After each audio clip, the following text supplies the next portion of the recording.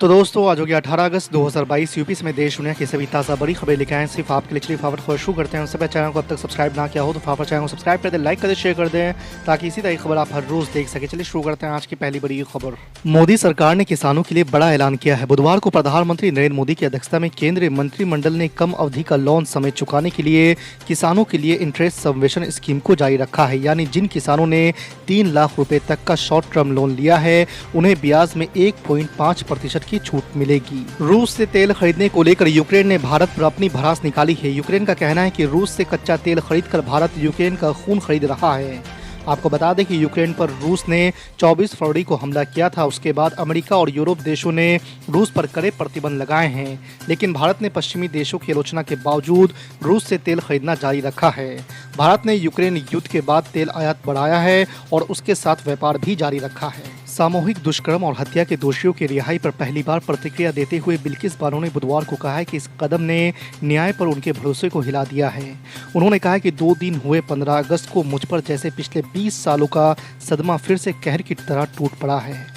जब मैंने सुना कि जिन 11 आरोपियों ने मेरा पूरा जीवन नष्ट किया, मेरी आंखों के सामने मेरे पूरे परिवार को ख़त्म कर दिया, मेरी 3 साल की बेटी मुझसे छीन ली, वो सभी आरोपी रिहा कर दिए गए हैं। देश के कई हिस्सों में कोरोना की रफ्तार एक बार फिर डराने वाली है। खासकर दिल्ली और महाराष्ट्र में बेकाबू कोरोना ने नई लहर का खतरा पैदा कर दिया है। राजधानी दिल्ली में कोरोना अस्पतालों में मरीजों की संख्या पिछले 14 दिनों में 100% तक पहुँच गई है। मंगलवार के कोरोना केसों को छोड़ दे तो दिल्ली में पिछले 2 सप्ताह से रोजाना 2000 से ज्यादा नए केस सामने आ रहे हैं, जबकि मौत का आंकड़ा औसतन 8 से 10 है। पश्चिम बंगाल में टीएमसी लीडर की हनक का संगीन मामला सामने आया है। जानकारी के अनुसार अनुव्रत मंडल की बेटी सुकन्या पर आरोप है कि वो बिना परीक्षा के ही शिक्षक बन गई है। सुकन्या भर्ती होने के बाद कभी स्कूल भी नहीं गई, वो अपनी अटेंडेंस रोजाना घर पर ही भेज दिया करती थी। मामले में कलकत्ता हाई कोर्ट ने संज्ञान लिया और गुरुवार को अदालत में पेश होने का आदेश जारी किया है। उच्च न्यायालय ने भाजपा नेता और पूर्व केंद्रीय मंत्री शहनवाज हुसैन को राहत देने से इनकार कर दिया है। कोर्ट ने शहनवाज हुसैन के खिलाफ महिला से दुष्कर्म के आरोप में दिल्ली पुलिस को तत्काल मुकदमा दर्ज करने का आदेश दिया है। साथ ही कोर्ट ने 3 महीना में जांच पूरी कर आरोप पत्र दाखिल करने का भी आदेश दिया है। आपको बता दें कि 2018 में महिला ने पूर्व केंद्रीय मंत्री शहनवाज हुसैन पर दुष्कर्म का आरोप लगाया था। सुप्रीम कोर्ट ने मनी लॉन्ड्रिंग केस में हेमंत सोरेन के खिलाफ झारखंड हाई कोर्ट के समक्ष 3 जनहित याचिकाओं पर आगे की कार्रवाई के लिए रोक लगा दी है। दरअसल ईडी ने मुख्यमंत्री हेमंत सोरेन के खिलाफ फर्जी कंपनियों के माध्यम से कथित धन शोधन के लिए भ्रष्टाचार के आरोप की जाँच की मांग की थी।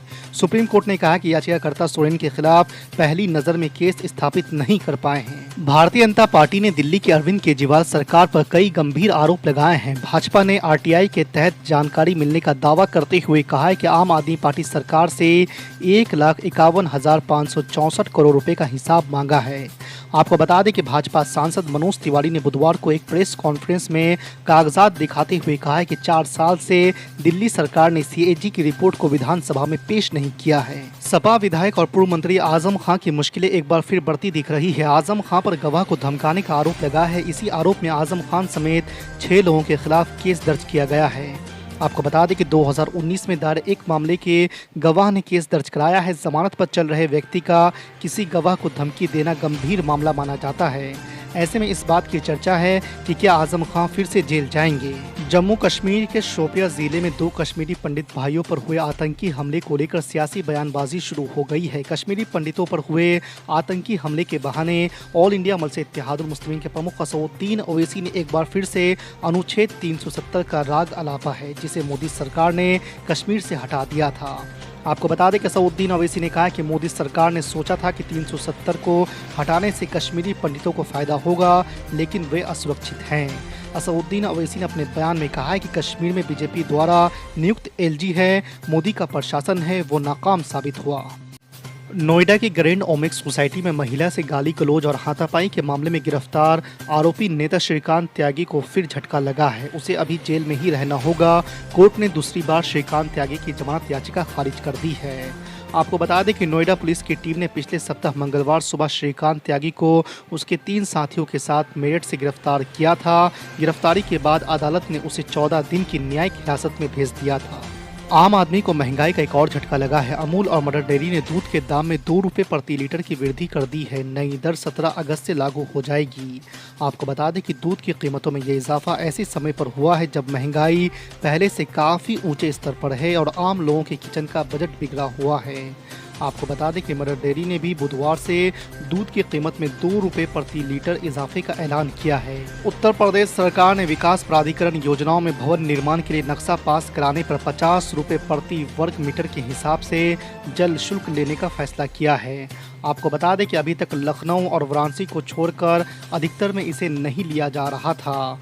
मुख्यमंत्री योगी आदित्यनाथ की अध्यक्षता में मंगलवार को हुई कैबिनेट की बैठक में ये फैसला हुआ है। इसके लिए जल शुल्क नियमावली 2022 को मंजूरी दी गई है। मोहम्मदाबाद कोतवाली में 21 साल पहले दर्ज केस में आरोप मुक्ति के लिए गाजीपुर के सांसद अफजल अंसारी मंगलवार को सीजीएम कोर्ट में पेश हुए। प्रार्थना पत्र देकर सांसद ने मामले में अपना पक्ष रखा।